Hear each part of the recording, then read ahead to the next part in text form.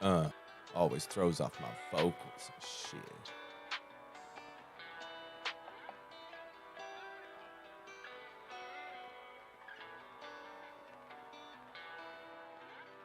All right.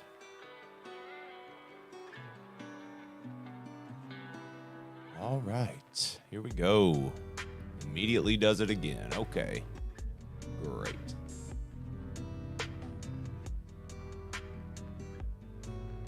Okay.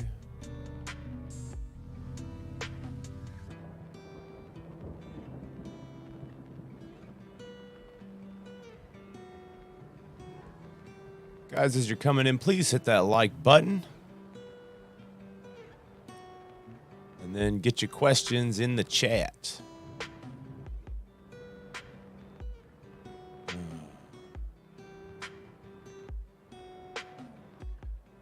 Let's see here. Okay.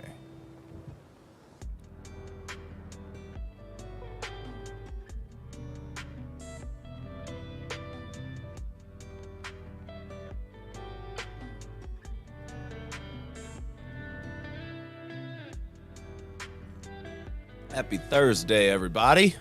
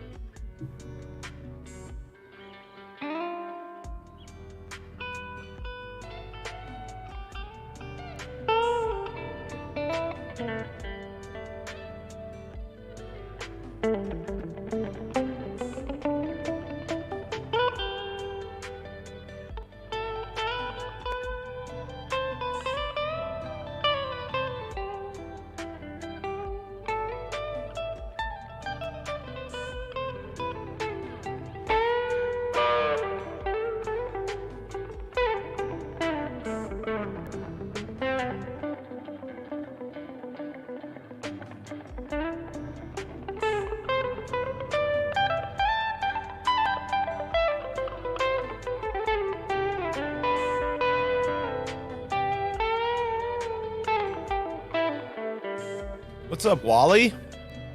Guys, as you're coming in, please hit that like button. That helps us out a lot. This is our monthly live Q&A. We in this bitch in math class. All right, true headspace. I like that. Go ahead and throw your questions in the chat if you have them.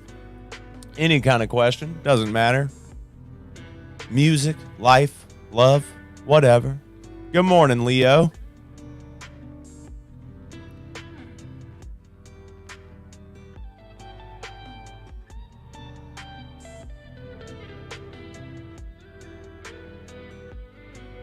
Oh shit, Cinnamon got the day off. Congrats.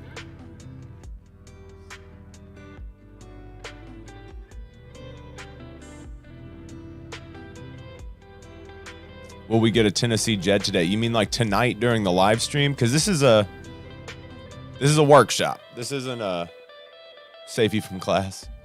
Fishy Fish, what's happening?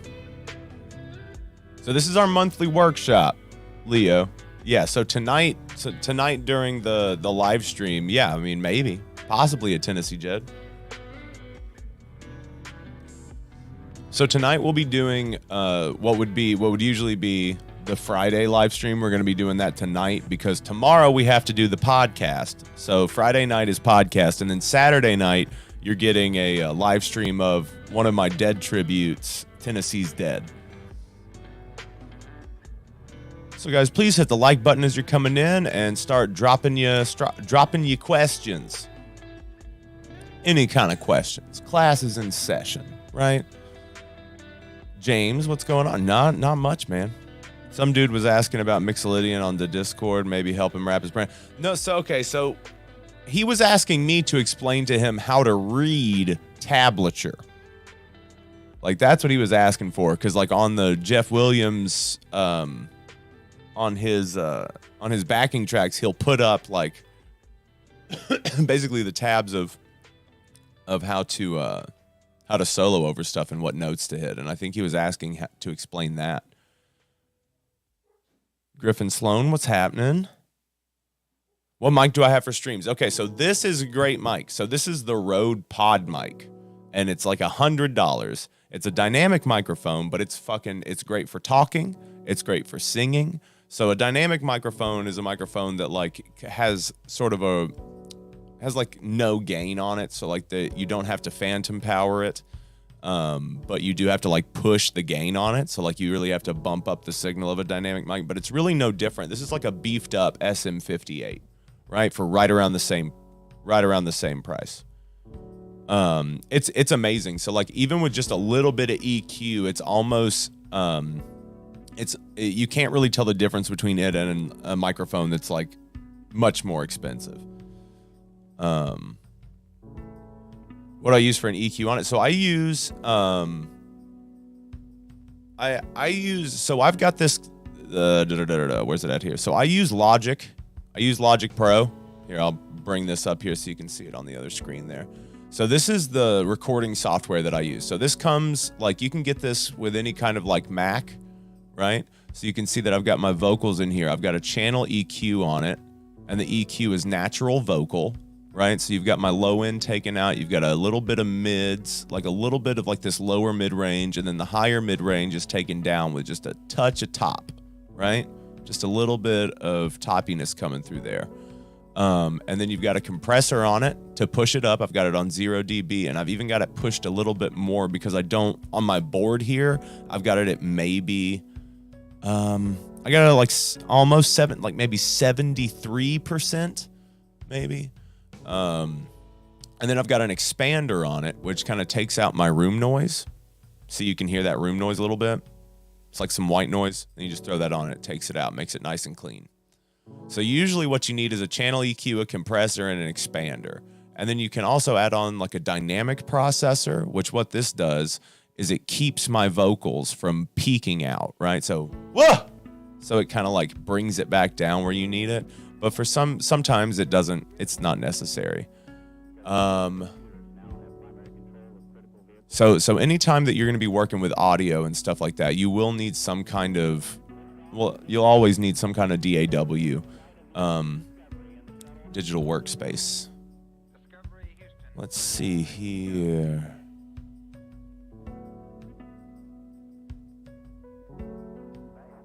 How'd you think about soloing over the F part and I Know You Writer? So what you think about when you're doing something like that.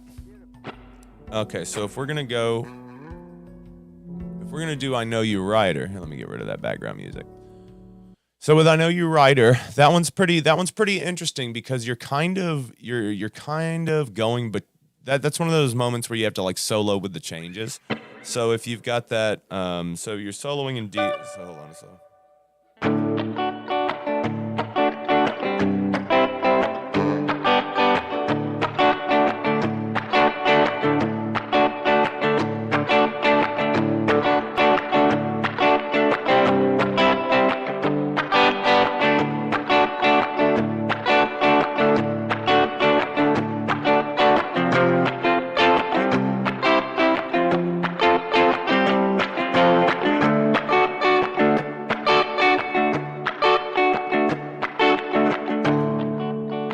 All right, so you're in D, right? All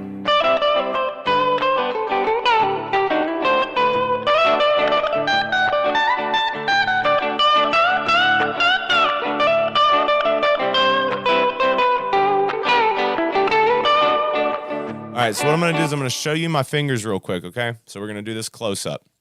All right, so when you're soloing in D, when you're soloing, you're just tracing chord shapes, right? So that's what I teach everybody. So you've got your D here. Same thing as down here. Because after your 12th fret, everything starts over, right? 12th fret, basically the nut, right? It's the next octave. Cool? So when you're soloing in D, you're going to trace the chords. So the progression is D, C, G, right? Until you get to the F. So you got your D, and then you're going to go down here, C, G, right? So you've got a D, a C, and a G, right? So if you just bar there on your 12th fret, that's a G. So you go C, G, back to D, right? So when you're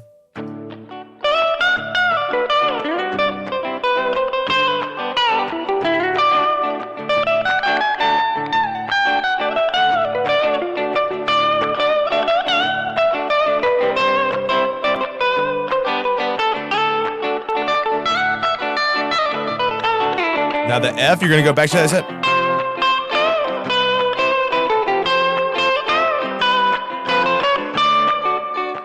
So you see what I did there is I basically just went back to that C because your F and your C share that same note right there, which is a C.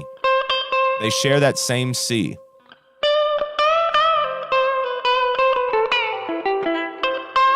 You just have to make sure that you're hitting that right when you need to. You just got to make sure that you're hitting that when you need to. I don't know how else to say it. Let's see. Hey, Davey, was wondering how you approach a solo. More like, do you start on the root note of the key of that song is in, or do you start anywhere in the scale to get going? It really depends on the tune. So, like, usually you'll kind of start with a root. Doesn't necessarily matter which string you're starting on the root of. So if you're doing, let's just go with a Good Lovin'. That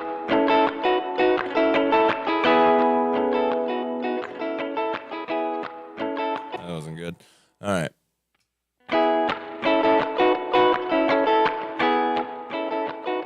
Okay, so you've got an E to an A to a B. A, E, A, B, A, E, A, B, E, A, right? So you would kind of like, it's always easier to kind of start from these A-shaped chords because you've,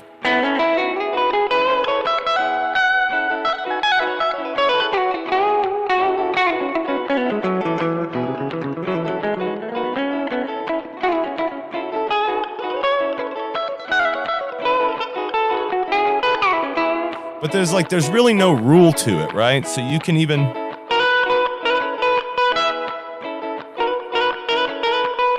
because at that point, I'm starting on a B, like I'm sliding up to a B, right? Which is that 12th fret on that B string, which is just a B. But it also kind of gives it a different sound, right? But B is still relative to E major, so it all kind of works together. So as long as you're in the key, like it's you can literally, because again, you're just tracing chord shapes when you're soloing.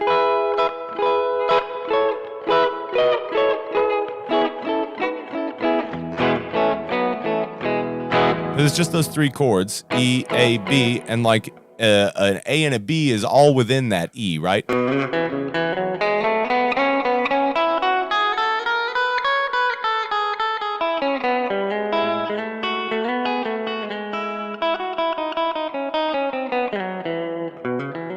So you can really start anywhere within there, and it's going to be in key, right?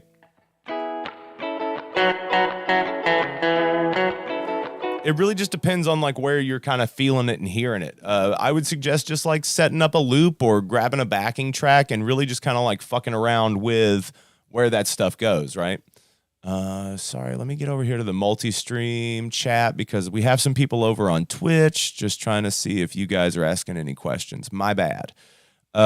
Guys, if you haven't yet, A is the 4th and B is the 5th of E, right? If you haven't yet, please hit the like button. That helps other people find it.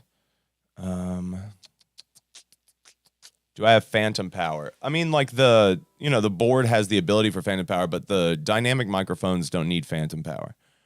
Are we getting another acoustic lesson today or soon? No, this is the lesson for today. Like every first week of the month, like every time, the first week of the month, you get one of these. So the first Thursday of every month, you get a live Q&A workshop, and then the rest of the month is Play Dead lessons.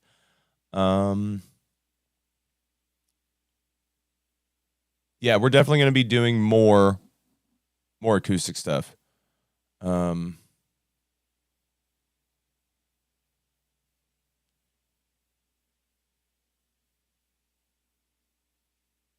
cool, Russell.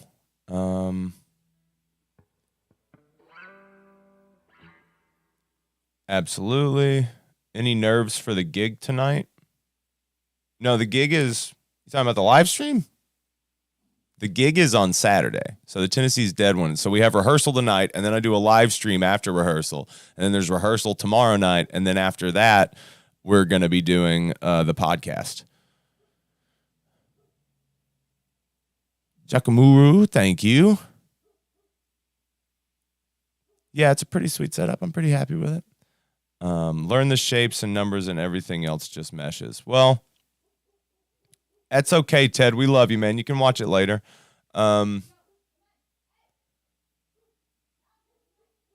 so yeah. So the best thing to do is how I teach people is learning chord inversions. So your different shapes.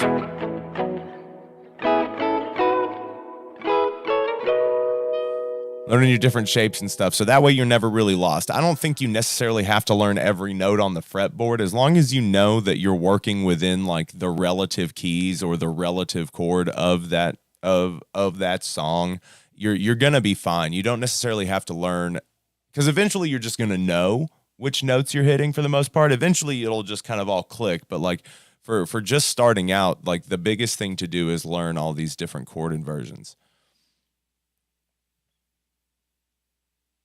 Love the Grateful Dead box. Of course it is. So this is like Jakumaru on Twitch says love the Grateful Dead box there, unless that's not Grateful Dead. Yes, it is Grateful Dead. So like I'm a not Jerry. I'm like the most not Jerry that there is. But yeah, so most of what I do is Grateful Dead stuff. See, why does a tall drink of water like yourself with those large manly hands use your pinky for A-shaped bar chords? I keep trying, but it never feels right. For me, so like after, because like I've watched Jerry do this since I was young, you know, like I watched him do that, do those pinky like bar shaped, the A-shaped chords. And then I didn't start doing it until like a year ago. Oh shit, Griffin, what are some scales you follow for solos? I'll get to that in just a second. Well, Jakumaru, thanks, man. Go hit us up on YouTube, bro. Jakumaru. So we're a lot bigger on YouTube than we are on Twitch. We're just trying to get stuff going on Twitch, but you can go and find us on the Toby and Davey channel on YouTube, and we have a ton of stuff over there. I do a lot of Grateful Dead lessons over there. Dope, man. Thanks. Let's see. For me, it helps really. Doing the pinky thing, because you can then lead with your pinky and then have the rest of your fingers to do what they need to do.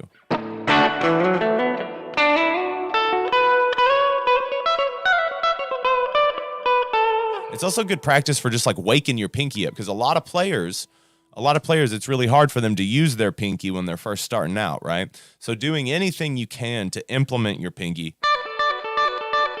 Because, like, I'll even use my pinky for those, like, pull-offs and stuff. So, like, if I... like, those kind of repeating lines and stuff. Let's see here. My finger doesn't bend that way. Let's see here. What are some scales I follow for solos? So, I really like, I end up playing in Mixolydian and Dorian, but I don't think about it. So that's like the beauty of the method that I use, is that like I don't have to think about it at all. Like I don't have to think about what I'm doing. So as long as I have like the root key of the song, like I can play it. Now as far as like different modes go and stuff like that, yeah, I'm not the most versed, but I don't necessarily have to be. It depends on the kind of player you want to be in, like your influences and stuff. Because I usually end up playing, and again, like major Mixolydian or like minor Dorian. So again, even with, because I use something called the whole half method, and like I know that it's super rudimentary, but I'm self-taught. I don't do any kind of book learning. I don't use the number system. I don't use any of that stuff. And of course, it would behoove me to learn them, but like it's like one of those like can't teach an old dog new tricks thing. Also, like I'm just so against being told what to do and what to think. Let's see. But yeah, so I always end up in like Mixolydian. So like if we're doing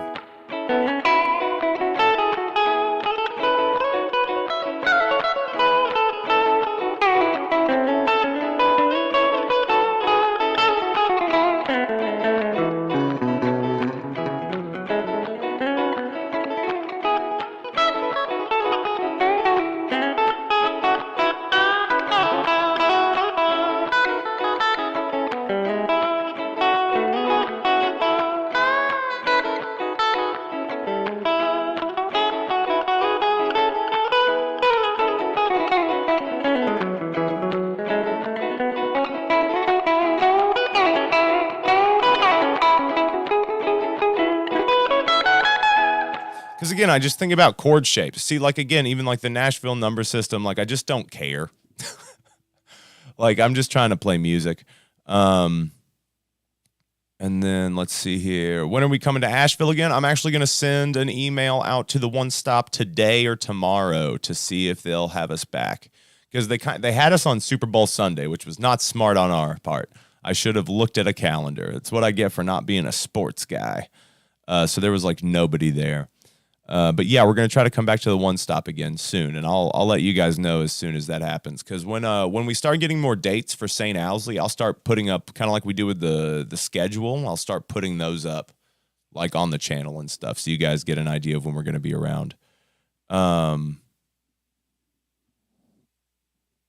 see here. Can you talk about some examples of common borrowed chords in minor key, especially in the context of dead songs? Borrowed chords. Often minor songs aren't written in Aeolian, but I don't know many dead songs written in minor keys that I could study to learn these things. Okay. So like there's a lot of, so some examples of like some minor tunes like that. So you've got some minor tunes like, well, I mean, like you could always do like something like Althea.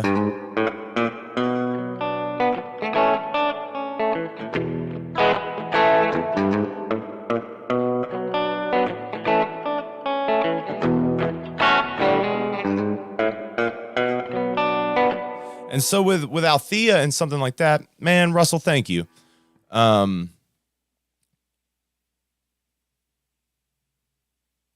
that's great, Russell. I'm glad you guys are getting out there and playing. That's what's most important is you guys get out there and play the music.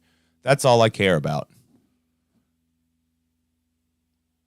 Yeah, you've got Loser and Jackaro. Those are great minor songs. And then you get into like the weird territory of songs that are kind of like Help on the Way. That's like a minor song, but then you've got all those diminished runs in it and stuff. So that kind of like takes you away from there. So one of the best, I would say one of the best ones to work with is Loser, and Jackaro is great. It's a minor tune. And then you've got like, oh shit. Like again, Althea. What are some other minor ones? There's a ton of like 7 songs that you can still like solo in minor. Yeah, West LA. There you go. Me and my uncle's a great one too. So they're these. So go check those out. There's a great West LA fadeaway backing track by Jeff Williams. Shout out Jeff Williams, patron saint of these streams. Great guy. I would suggest going and trying to play over that. Peggy-O's not really a minor song. Peggy-O's got like it's got some passing minor chords, like to where you can like kind of hit that, but you're still kind of just in A major, kind of like going between A major and this kind of like E area. Let's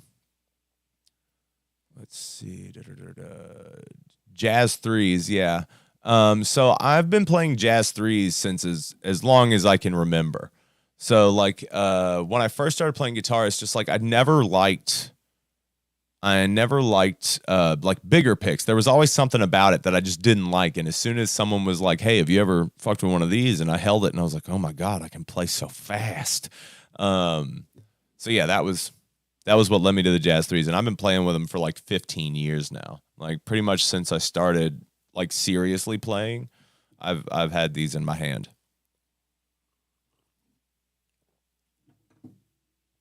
Whole half gets you tripped up. I mean, yeah, it's really whatever works for you, because the whole half method is what like really kind of cemented. Because again, I've played guitar a lot on psychedelics, so it's like anything that helps you like see all the patterns, because it's all just patterns. It's all the same shit over and over and over again up and down the neck. So whatever allows you to see those patterns and to like be able to like turn your brain off and play. Because we're like, what we want to do is we want to improvise, right? Like some of you may not want to. It depends on the kind of musician you want to be, right? Because I'm an improv player. I'm never going to play the same solo twice. I'm going to be doing all the same shit over and over again, but the solos are always going to sound different because I'm picking and choosing where I'm going to do the thing. Because every guitarist is just a bag of tricks.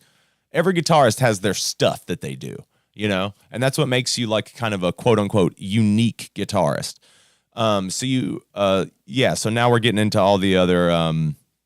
the 7 ones. What's going on, Bryant Defiant?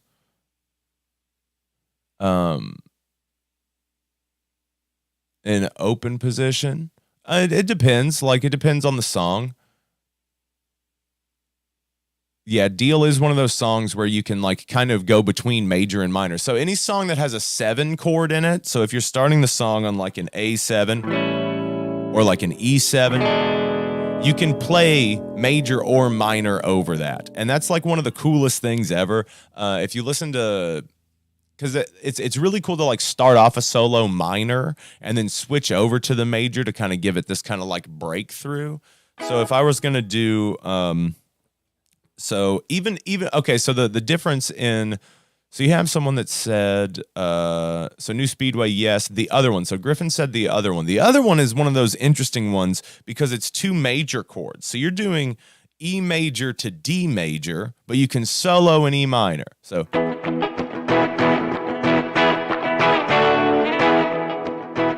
let's see if that worked. That's all right. So, like, we'll start in minor.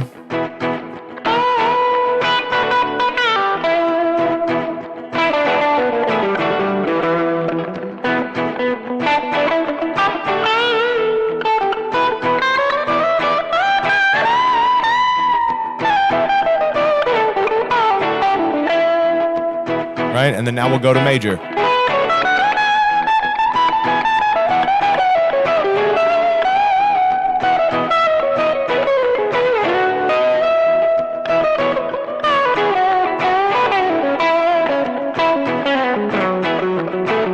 Back to minor.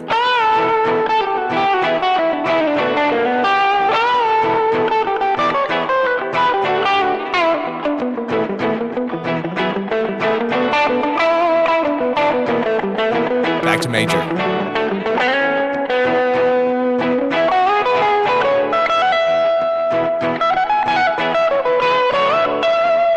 So like it can give it those different kind of feels, and that's just one of those weird ones. Since you're going to the D major, that's what gives you that area to do the minor, but it's not 7 chords. But if you're doing something in like, let's say an A7, so let's just or you know what, let's go C7. So if you're doing something in C7, that's what love will make you do. So you can be like,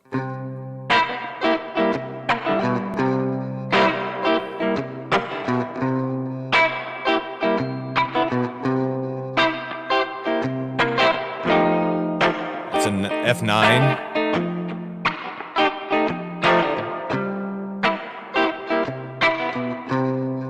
Then you're gonna go to a G9, back to F9. C7. Start that over.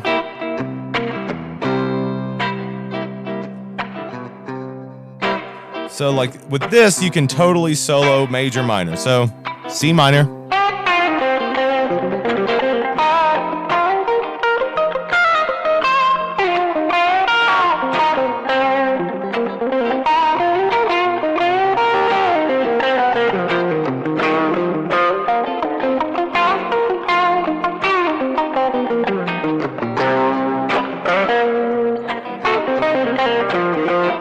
C major.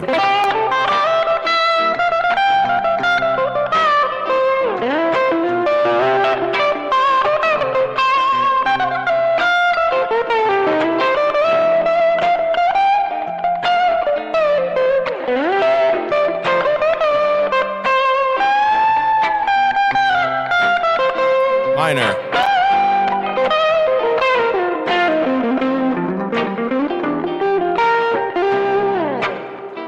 Yeah, see, so like I think that that's super important to learn how to do, because it just adds so much, it adds a richness to your playing, you know, because it shows that ability to be adaptable. First off, what the fuck is up with you, Chris Trevino? What's up, guys? See, sorry, I'm just trying to, I'm a better bass, it's not even going to cap, that's funny.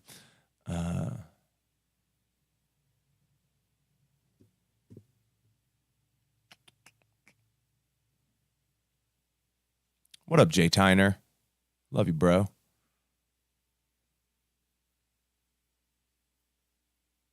What's going on? Getting creative. Okay, so when I say switch from major to minor, you're talking about switching up the chord tone shapes. Yes. So like I would just change the shape that I'm thinking about, right? Because again, all you're doing when you're soloing, you're just tracing chord shapes. So like when you've got that C7, right? It's halfway between the major and the minor, right? So you can kind of get away with doing both.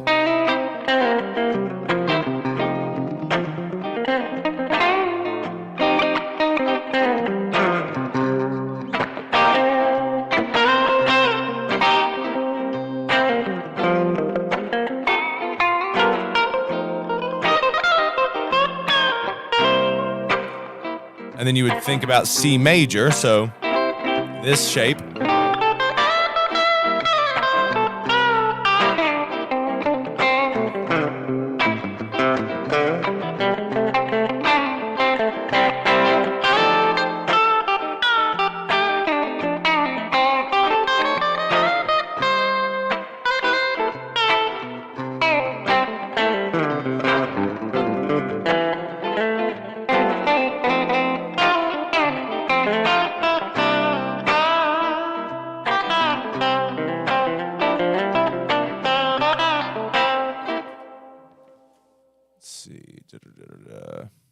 Just wondering what's the next Play Dead you're releasing? Probably going to be Dire Wolf on acoustic. So if you guys go and join the Patreon, you are now going to be able to vote on some of the Play Deads that come out. So I'll give you a few choices and then you can go through and vote on them. But you have to join the Patreon and be on the Discord to be able to do that.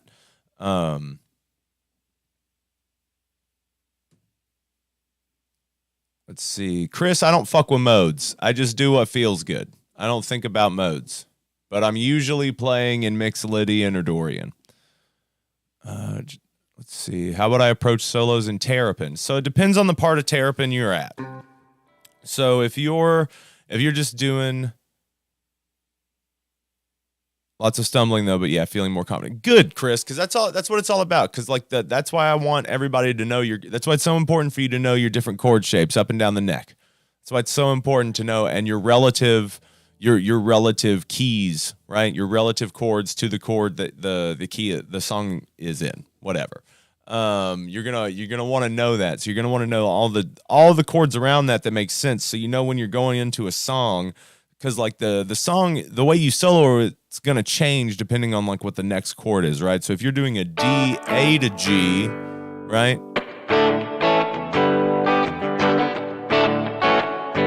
That like doing that A is different than if you were gonna do like a D, C, G, right? So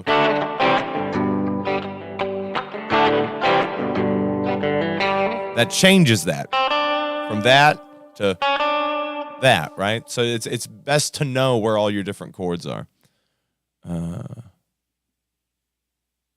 Jason Miller, best way to tip, like, because I literally have less than $2 in my bank account this morning. The Venmo PayPal's the best because then I can actually like put money in my bank account because I have $2. It's weird, man. It's weird to wake up with $2. You're on the Patreon. How do you get to the Discord? They should have sent you an email when you first signed up that gave you access. But if you go on to Patreon and you send us a private message, I'll send you the link to the Discord. So all you have to do is you can download the Discord app for your desktop and then click that link, or it'll take you to the browser, right? So I'll just send you that link and it should give you what you need to have. Levi, thank you. Love you too, bro. See, did I go see the Wolf Bros? No, I didn't go see them. We were playing the after party, so I had to worry about getting posters up and then getting a show set up. The stream was a little wonky because JJ's didn't have the best Wi-Fi, so like there was a lot of like prep work to do for that after party. Didn't get to see him, but I did hear that he liked the name of our band because I kind of dropped some handbills outside of his tour bus. Mr. Chris, well, thank you. It means the world. Like all we're trying to do is I just want people to play music. That's what I want. We all just want people to play music. Okay, back to Terrapin. So if you're gonna solo over Terrapin, so I really enjoy doing the solos over the F, so that opening F. So let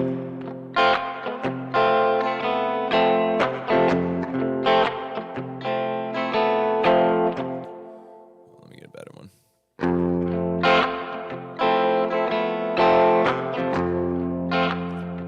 You've got that opening F, and I got this from Further. So Further, hands down, the best iteration of the Dead since Jerry died. Just straight up, just nothing could compare. You've got fucking J-Rad on the drums, or I know I call him J-Rad because he's rad as fuck, but I know it's the band. So Joe Russo on drums, you got Kat Lasik on guitar, you got Phil on bass, and you got Jeff on keys. It was just fucking great. It was amazing. They did the best Terrapin ever. And they would jam on this opening F, and it fucking was always so good. So with that, though, it's this interesting way of soloing over it.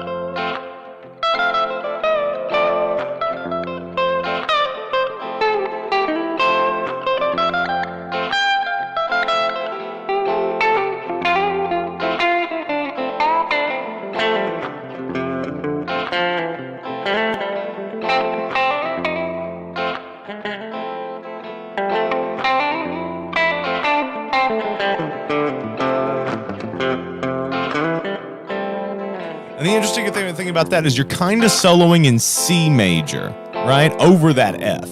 So F is within the C major scale or run that you're doing. Like it's just one of those relative keys, right? But as it goes, it's when you're, right? That's when you're kind of like getting to that point of C is like,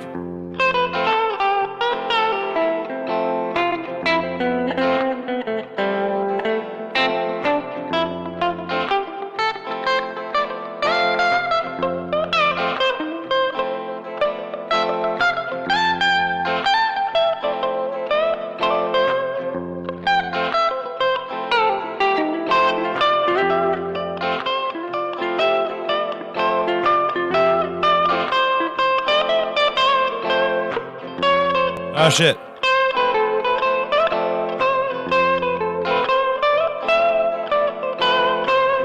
And then if you were doing the verse, like if you're soloing over the verse, it's still going to be that kind of that same idea, right? You don't always have to do like the solo exactly like Jerry did, right? So it would be,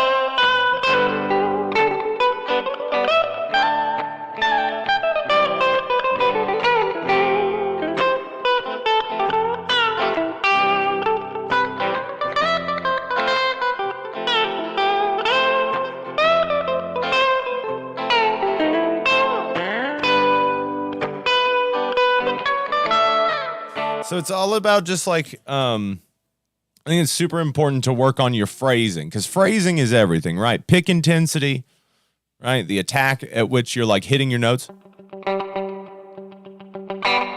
Lighter to harder, because that's a huge thing of like of getting like the Jerry sound. It's a lot of it's in your fingers. The amp can only do so much for you, right? The tone can only do so much for you. Whoa, holy shit. Thank you guys. Whoa, you guys are fucking amazing. Thank you so much. Guys. Christian, thank you. Jason, thank you. Levi, thank you. Kyle, thank you. Gerald, thank you. You guys are the best. You guys just saved my ass today. Mwah. Thank you so fucking much.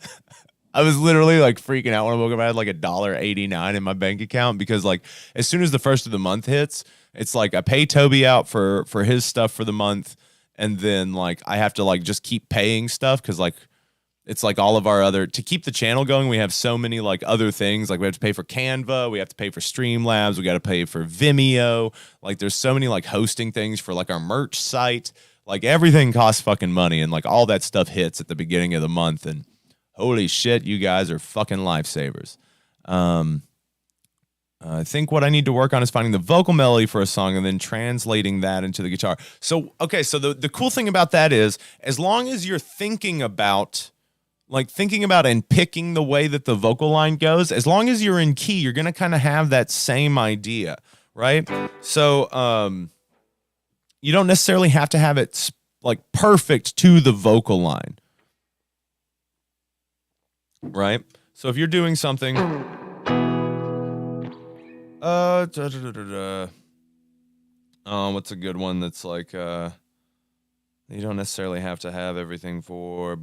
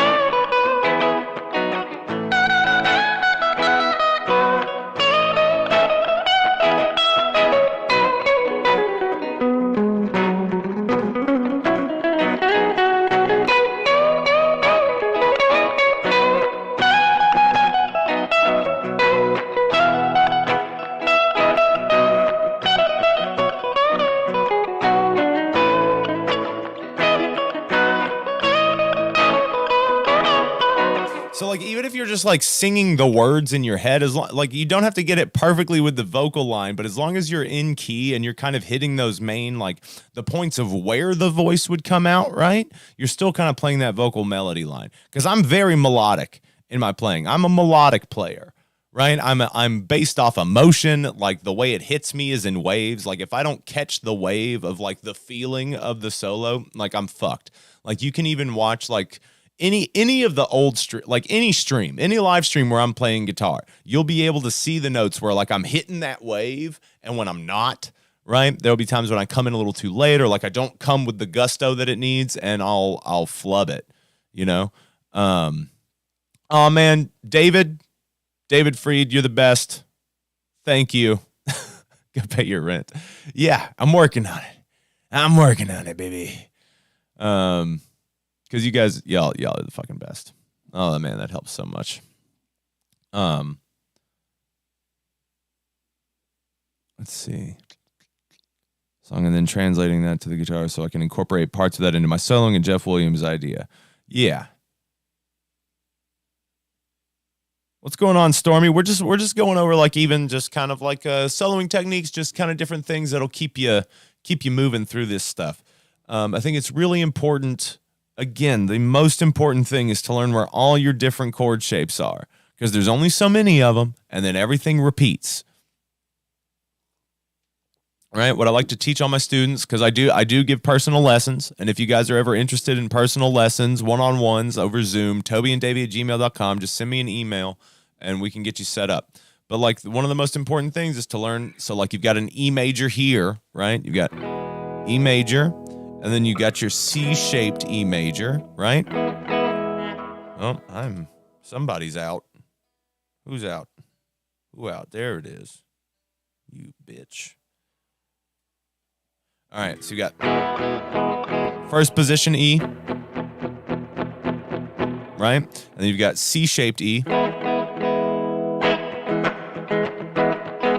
And I call it a C-shaped E because you get rid of your pointer finger and you're literally just doing what you would for a C, right?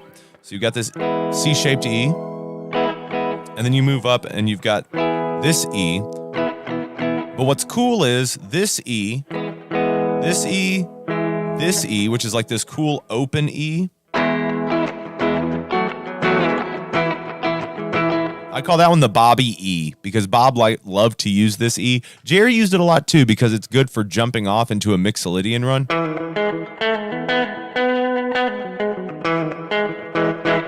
So I like to use that one a lot too, but this E as well. They all share the same root, right? This E here, this A string on the 7th fret, they all share that same root. So boop, boop, boop. They all share that same root, so they're all in there. So the whole half method basically shows you that you're only a whole step, or a whole step, half step, or a half step, whole step away from the next version of the chord. And when you get to the next one, you start that count over again, right? So you've got E here, so whole step, half step, right? And then you're in this E, right?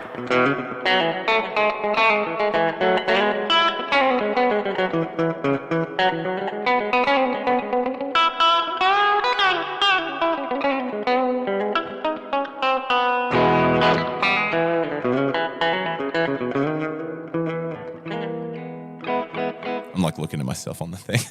And then, so in this one, and then from there, you've got this one where it starts over. That E, right? So whole step, half step. Then you're in this one. Whole step, half step. So again, like you're going to get those passing ones too. So if you're on like the G string going from this E right here and you go whole step, half step, that leads you to that kind of passing tone where then you would need to go up a full step to kind of hit that resolve, right? So you need to go.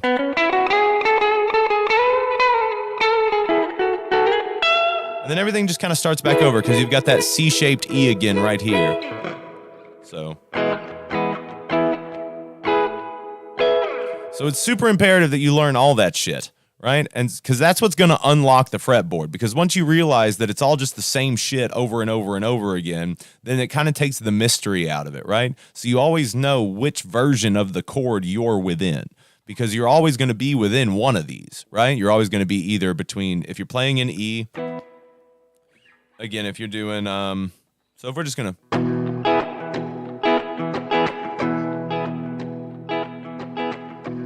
right? So that's just an E chord going over and over again, right? So this is just to iterate the point.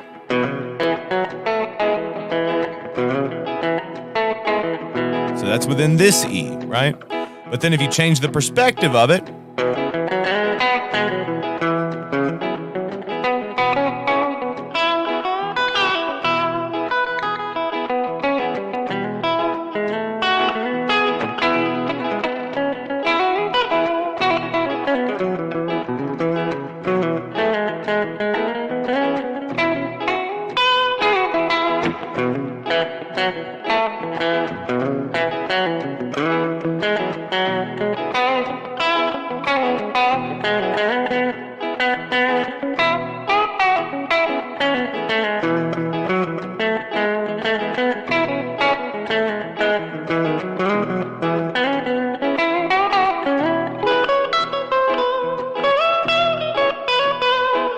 also you don't always have to go through and pick out whole step, half step. You can skip, you know what I mean? You can always skip that last whole step or half step. You know what I mean? You can always like move yourself to the next one. Like there's no, it's just a general, it's just like a general map, right? You don't always have to you can always pick where you're starting too. Like you don't have to start exactly where anybody else does. This is a very meaningful lesson for those of us looking to unlock just more that shit, bro. So again, you just got to think about Chip, thank you. Russell, thank you. What the fuck? You guys are fucking killing it, man. You guys are being fucking amazing today, and you guys are helping me out a lot, and I can't thank you enough. You guys are gonna make me cry. I love you. So another important thing, because again, like if you were doing E, that's what E is, and then you've got A, right? So you've got your first position A is this guy right here, right? And then your next one, so you got to think about it. So you've got that open A right there. But if you were about to do, you've also got that A root there, that 5th fret of that E string, or sorry, yeah, 5th fret. You kind of do that G shape with it, right? Which is also going to lead you to this one. That Bobby-shaped E chord, or that Bobby-shaped, whatever, Bobby shape. Right? But it's on the E string this time, which you can do with the E chord, but it's going to be up here, right? But then that root is also the same as the E-shaped A, because again, that's E, right? If you move that up a fret, you've got an F, F sharp, G, G sharp, or A flat, A. So you got A here, A here, A here, right? And then you're going to move up and you've got your C-shaped A here. Right? And so like a really important thing, so if you're going to do like even Franklin's Tower, let's say. So you're going to do a Franklin's Tower, and that's an A to a G to a D to a G. Back up to A, right? So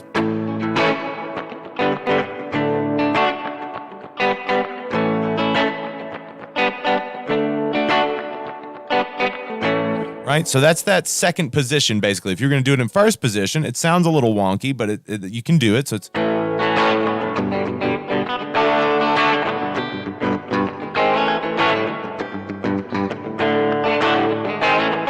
Right? So you've got it there, you've got it here, and then if you were going to do it with a C-shaped one, which again, like this stuff is very important, especially if you want to like, not only does this help with your soloing, but it helps with your rhythm playing too. Because like a lot of jam band stuff, you're repeating the same rhythm over and over and over and over and over again for 20, 30 minutes at a time, especially a fucking like Fire on the Mountain or a Franklin's Tower, right? So you've got to do stuff to like make it... You've got to do stuff to make it fucking entertaining, right? Because it's not, because we deal in escapism. We want people to feel stuff. We want people to kind of forget about the real world, or forget about their troubles, forget about all the bullshit, and like be able to like let go, or to recharge, or to relax, or any of these things, right? So you especially don't want it to be monotonous to you, because you're the one conveying this energy. You're the one being this conduit. You're the one holding this space for all these people, right? So like if you can stay entertained, that's going to be best for everybody else. Because if you're having a good time, everybody else is going to have a good time, because they're looking at you. It's like a baby or like a young kid when they get hurt and they look up at the parent, whether or not they're going to cry or not. And that depends on how you react. So it's a lot of that stuff. So if you were going to do Franklin's up here, you would do this A to this G, which like if you bar the 12th fret there, that's a G. And then you've got this shape, so you'd be like the F or E-shaped D, right? So it's up here.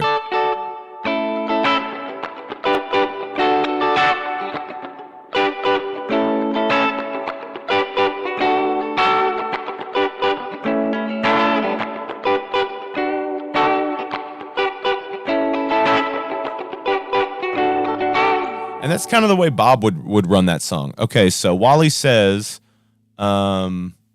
Yeah, it is a great way to challenge yourself. So like the best way to challenge yourself is what you do is you keep trying. So like so you challenge yourself by like being like, okay, I want to play it in this position. So figure out where your chord inversions are, like all your different versions of the chord, because it doesn't change. Like the shapes are all the same. It's just where you play them changes the chord, right?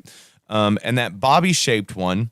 So if you're gonna do the E, that nice open E, that's kind of the same E from Jack Straw, right? That opening E from Jack Straw.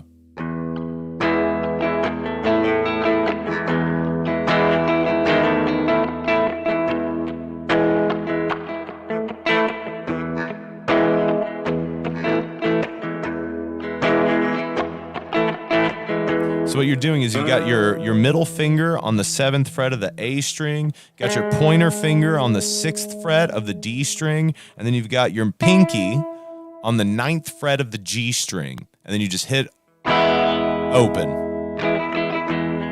And then, so like if you were going to do something, do you think there's a place for a charismatic frontman in a dead band? Do you mean like more charismatic than moi? More charismatic than me? Or do you mean kind of like a person who is only a front man, like someone who's not playing guitar, like someone who's not playing an instrument? Because like I don't like frontmen that don't play instruments. I don't trust you. Why are you here? If you're not playing an instrument, you mean like an Axl Rose in a dead band? Nah, I'm not a fan of that. Pick up an instrument. Play some kind of instrument, even if it's the fucking theremin. Play something. Like, because in a dead band, it's a jam band. There's going to be a lot of time. Because, like, how many videos have you seen of the Dead where Donna is just like looking around, just waiting? Sometimes she just fucking leaves stage. You know what I mean? Like, there's really, I don't know if there is a spot for just a singer in a jam band. Dead band particularly, just because it is so focused on the music, you better have a great fucking voice if that's what you're doing. Are you the charismatic front man? Am I just talking shit about you? I'm sorry.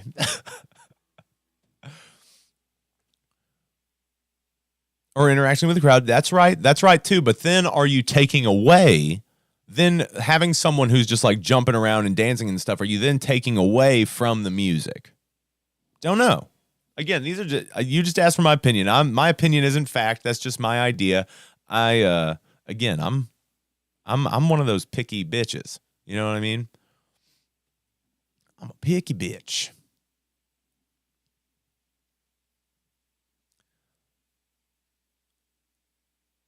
You figured that would be the consensus. Well, what does everybody else think? Does everybody else think that there's a place in a Dead tribute for just a lead singer? But like, you're not talking about a Donna though. You're talking about like someone just doing the lead singing, right? Like at that point, I don't know. It depends on the band itself, right? Because I'm pretty sure the Alligators, that band, they do mostly Pigpen stuff.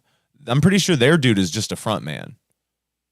I could be wrong, but I'm pretty sure that dude is just a front man, and he does the Pigpen thing, which Pigpen kind of did, especially as he was getting sick. He kind of moved over as they had Tom Constantin come on to the keys when he was getting sick. Pigpen kind of moved over to percussion and just kind of doing vocals and like harmonica. Again, if it works for your outfit, maybe. If it works for your band, maybe. Like, because maybe the dudes in the band can't sing. Maybe they don't want to sing. Yeah, because you don't want to have a front man you don't want to have necessarily an Axl Rose type. You can have a charismatic front man that like helps bring it in. But I'm not trying to like, if I'm ripping a solo, I'm not trying to have a front man come up and like fucking get up in my face while I'm trying to get ethereal. You see now something like that, maybe dancing, etc. Yeah, I could see that. I just don't know. I just don't know. It wouldn't be a thing for any kind of, any kind of band that I'm in. I don't, because like, again, like I can sing-ish, and I can play-ish, so there's no need. Trying to think of some other stuff. So like, as far as we're going with like whole half method and stuff like that, it's super important again to learn these chord shapes, right? All these different ones. So you've got your A shape, basically. You've got your E shape. So you just have to think about your first position chords, because those are the chords that go all the way up and down the neck the whole time. See what I'm saying? So you've got E, C, F, G, D, which is, again, a D is basically a C-shaped chord, right? You're just cutting the root part off of it. You're just cutting this part off, but you add it in. D major. It's a much more full D. Ooh, have a couch where they can sit down and smoke while everybody's jamming. Yeah. Let's see here. Where am I holding my thumb on my fret hand? Like, so I don't do the thing where you press down frets with your thumb. I don't do that. So if I just got these big old hands, so my thumb just kind of falls on it. So sometimes it'll mute a string for C or D. So like, again, it might come over and mute it, but I'm not like pushing it down or anything. But that's just because I have these big old hands, these big mitts. And then so where am I holding my thumb? Are you talking about like on the back here? So on the back, I've just kind of got it like that. For those C-shaped chords, I'm pushing into the back with it like that. I don't know the best way to show you.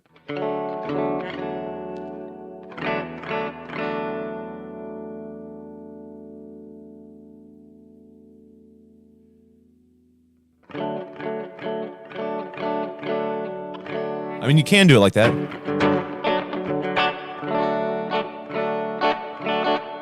I don't know. And then you've got E, A, your A-shaped chords. But when you move that up, again, you got to think about the nut. So the nut is always your finger. When you pass this first position, you're going to be using a hand to bar and use it basically as your nut or a capo or whatever, just something to bar and take up that space, right?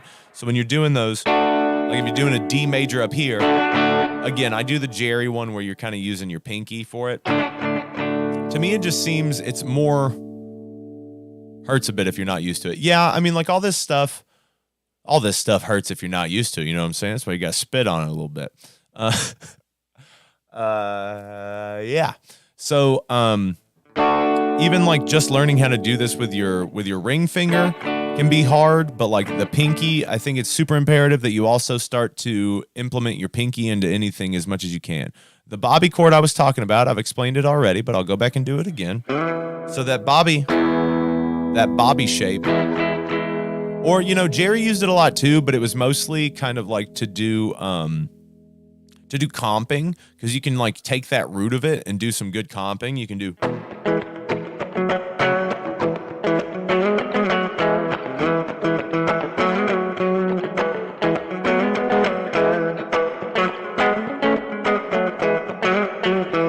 And that's also following the whole half method. So you can do here, and then you're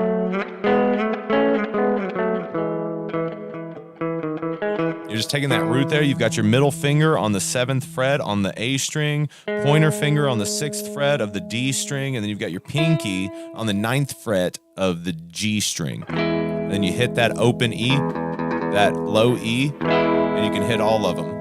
And then if you were to go like a full step up from that, so you would take so you can turn this into so that's an E, A, B, A, E, right? So if you were doing like I Shall Be Released in E, or if you were doing, again, like Good Lovin', if you were doing that, like you could do,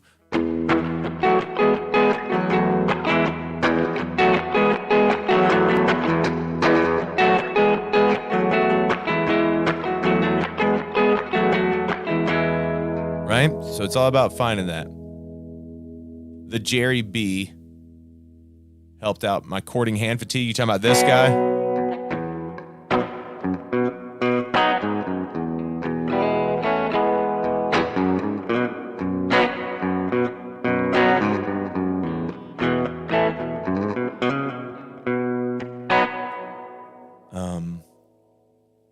Yeah, that B is great.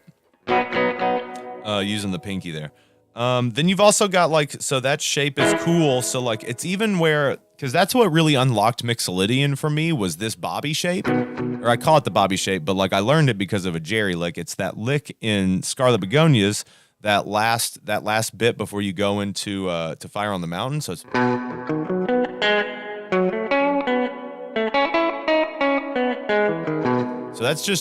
that's using the B form of that bobby shape, right? So if you were to move that up strings to your less fat strings, you'd have that E that I just showed you, right?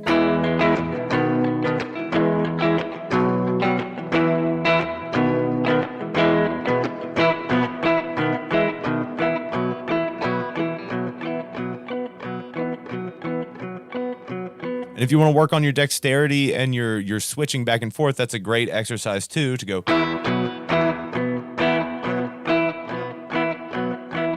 Just moving the same chord up and down strings. My normal workout routine, or my warm-up routine, my workout routine. I'm gonna go play some Scarlet Begonias now. Yeah, go fuck it up, bro. Go watch the oh man, Jameson. Thank you, Jameson. That helps. All of it helps so fucking much. You guys are the best. You guys have single-handedly saved my shit, or many-handedly saved my shit today. Let's see here. So I'm gonna teach you guys my warm-up routine that I teach everybody. Okay? This is what I teach all my students. So when you get a lesson with me, I teach everybody this as soon as we start, okay? So how old am I? I'm 30. So what you do, shake your hands first. Start this every time. You shake that hand. Shake those hands. Get them out. Okay? And then what I want you to do is I want you to throw a hand out like you're telling somebody, stop it. You stop that. But then grab your fingers. Start pulling back on your wrist there. You should be feeling it all through here. So I do that.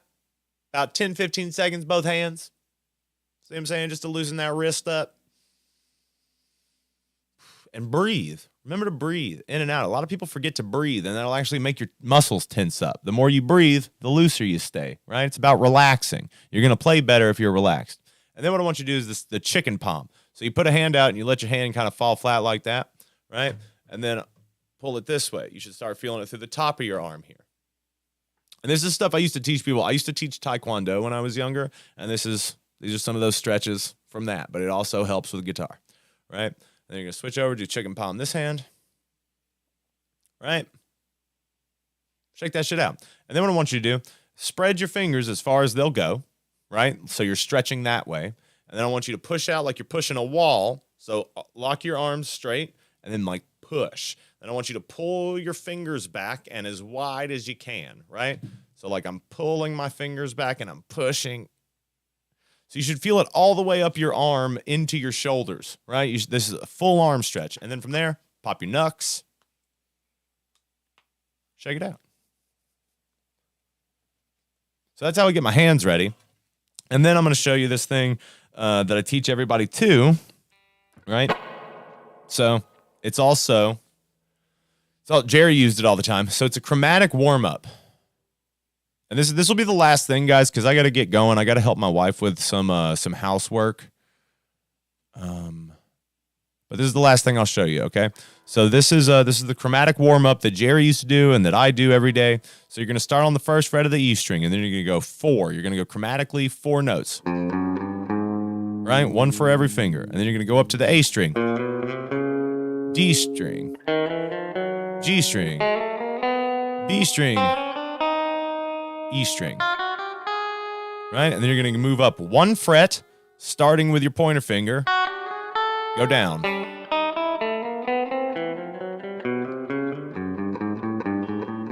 Same idea, keep going up, 1 fret at a time.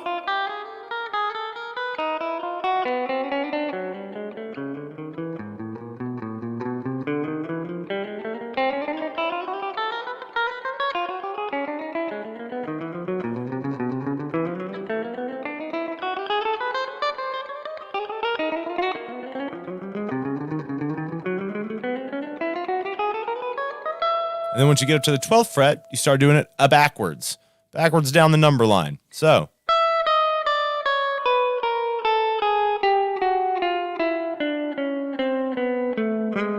Up. Right, and then you're going to go down a fret, backwards, and then up.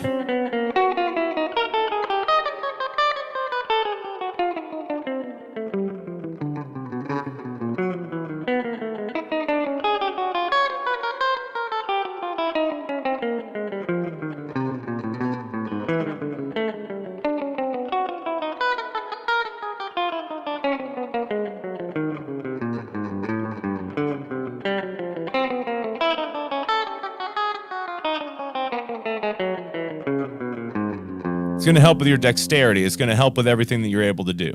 So that's what you guys need to do. You should review a Dead & Co. Sugary. Am I just going to be doing Dead & Co. Sugaries? Oh, you're asking? Oh, don't. Oh, come on, man. I'm married as fuck, bro. Don't do that. More space. Maybe about more space.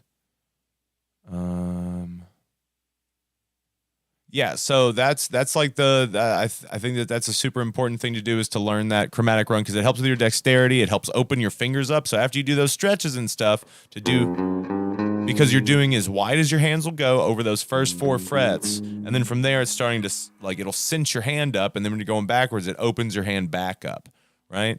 So it's great for that.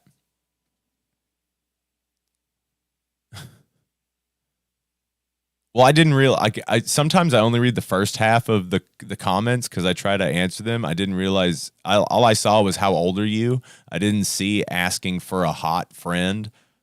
No, I'm not into that. You hate that exercise.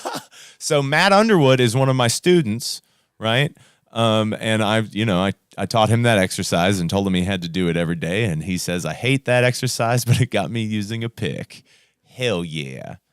Guys, if you haven't yet, please hit the like button. I'm about done for the day, so please go back and watch the stream. We went for about an hour and 15. Chris, my name is Davey. I'm the Davey in Toby and Davey. Toby's the bearded one. Toby does the production. He does like music production and stuff like that. He's the rappist.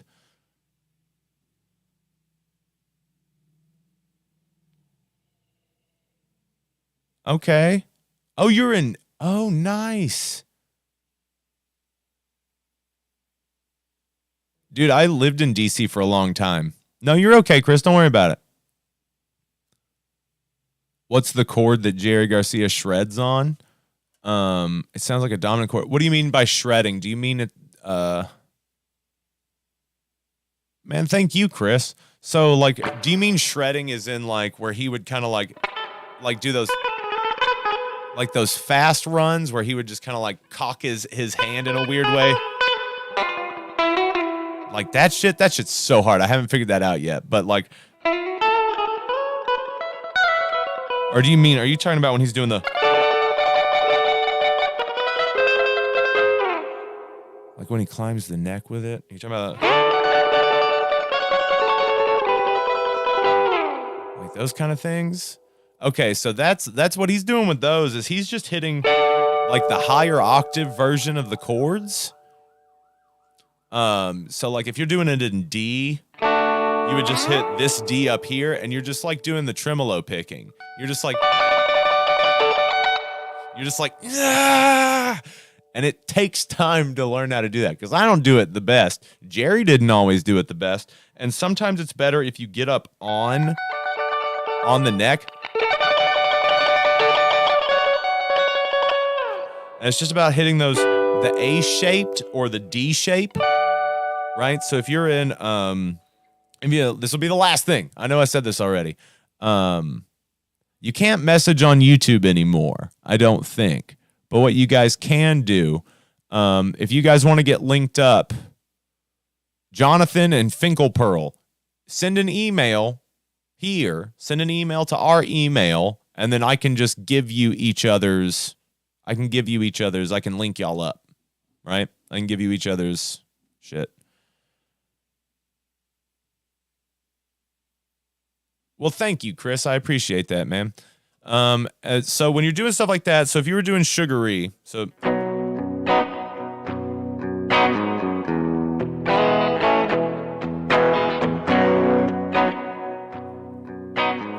if you're going to do that, so your B,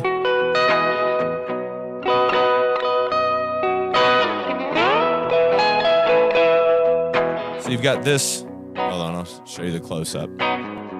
So usually when you're doing that, you're taking the C shape of a chord, but then you're just kind of breaking it down to be the D shape, right? So that's your B there. Your pointer finger is going to be on the B, or no. So your ring finger is going to be on the B string on the 12th fret, and then you're basically just going to fill out that D shape to make it a B, right?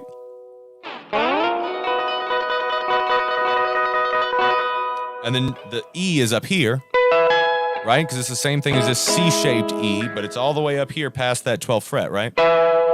So what you would do is you would hit the B first, and then I like to hit the A. So you would just move this down a whole step and then bring it all the way up here. So it'd be...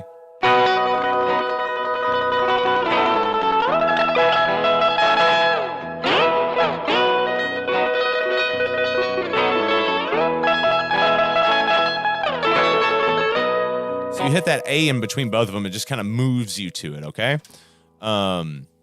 So watch this back as many times as you need to. I love you guys so much. I'm going to dip out. I've got some stuff to do. And I haven't gotten your email yet, I don't think.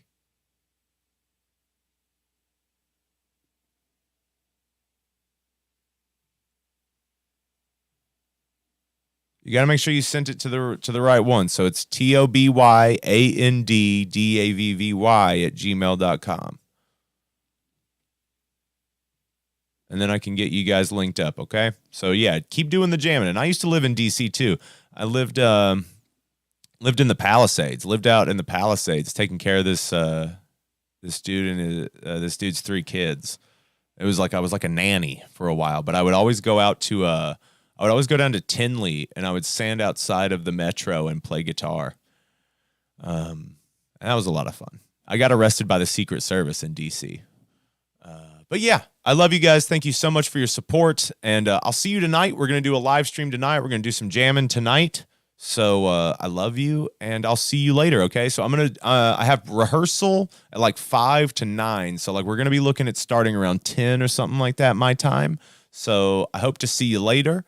I love you so much, and we'll do the damn